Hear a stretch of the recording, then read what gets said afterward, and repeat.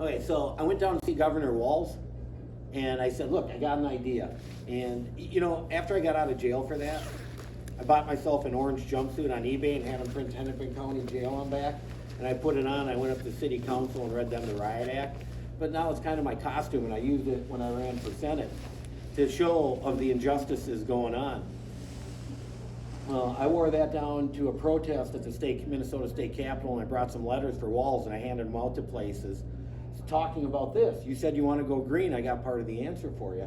And I eventually ended up with an appointment with one of his lackeys, and some young girl, and I put together a nice proposal showing where this has worked, what it can do, that these things would be great for wind farms and light poles. There's one at the state fair and all this stuff.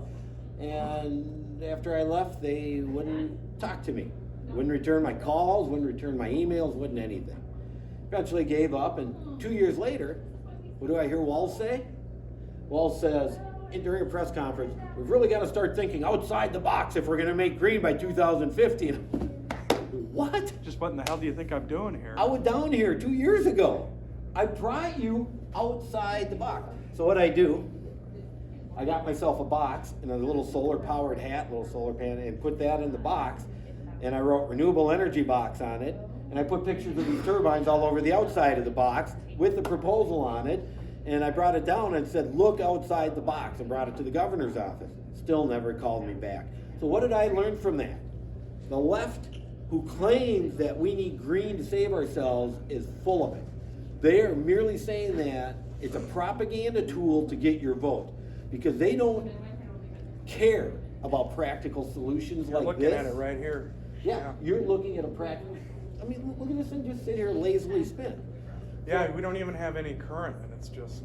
Yeah, it's just going and Whereas going. those ones they use now, if there's no wind, it just sits there. And the one they have at the university, it actually draws a net negative on their grid. Sure. Because they have to power it to keep it. To keep it going. Yeah. Yep.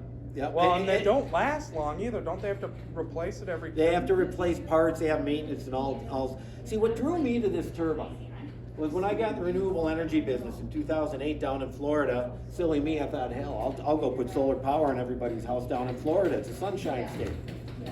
And I found then I found out people in Florida don't have money.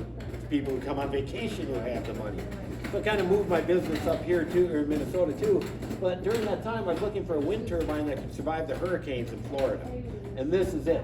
This can survive 135 mile an hour destructive wind speed, but actually I've got the calculations where it can make 160 to 70 miles an hour with a safety factor of 1.63. So these things are built for down there, and that's what attracted me to them. So I said, you know what? I'm going to send off for a dealer kit. So I got my $4,800 and I sent it off to Taiwan, and for 2 months I'm sitting here going like this, wondering if the Chinese or Taiwanese are up at the opium den laughing at the silly American who sent them all this money. But then sure enough, after a couple of months, the turbine showed up and I set it up and I'm like, you know, these are cool. These are like they say. They spin well, they work well, and that started my career. It's come to the point where, as you saw on the card, I'm the U.S. Technical Advisor. Now, I hosted these guys a couple of different wind conferences and stuff. I've gone through the UL certifications with them. I've donated all of my time for that. And we've now got the large size, the 3 kilowatt of these, certified by the Small Wind Certification Council. The Small Wind Certification Council is the main body for small wind turbines to certify. Well, we're the only vertical axis wind turbine in the United States certified, first and only. There used to be a big problem in the vertical field in that they all failed.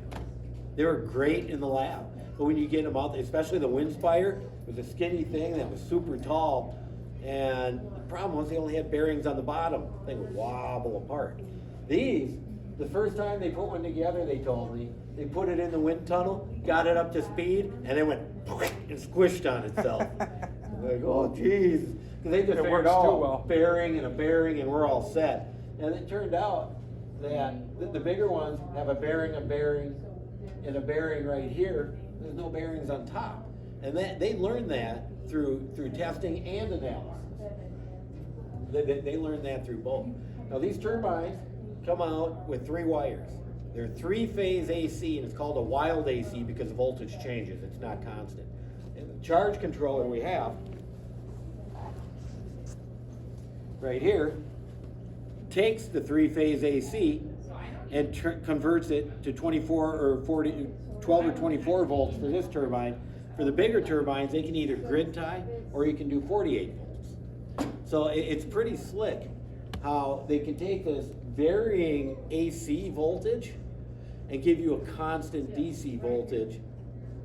Well, kind of different amperage, but give you a constant DC voltage that an inverter, that you can either charge batteries or an inverter can sync with the grid. So it's super cool that way. That's pretty nifty. Now, it's interesting that when I was in my big long battle with the city, every time they pissed me off, I put a small one up in my yard.